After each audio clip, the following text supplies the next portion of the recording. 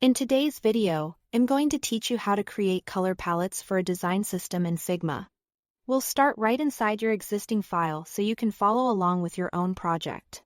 First, open your design so you can see your canvas and the right-hand inspector. Before we generate anything, define your core colors. You'll want a primary and a secondary for brand expression. A neutral set for grays that will support typography and surfaces. And semantic colors for error, success, and warning states. Even if your choices are rough for now, give each one a clear label so they're easy to find later.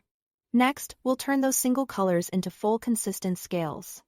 The goal is to create a dependable spectrum of tints and shades, typically 10 steps, labeled from 50 through 900 so you always have the right lightness and saturation available. This keeps your UI coherent across backgrounds, text, borders, and states. To do that efficiently, press Ctrl-K to open Quick Actions, go to Plugins, and search for Color Generator. From the results, click Foundation Color Generator, run it, and open the plugin panel. In the plugin, look for Profiles and select Material. This profile gives you a predictable set of steps and contrast. Friendly distribution across the scale. Now switch back to your color in the design. Select the object or swatch that has your primary or secondary applied. Then in the right-hand fill section, copy the hex code. Return to the plugin and paste that hex under color.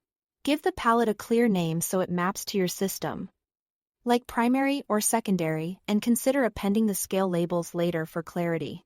When you are ready, click Create Styles.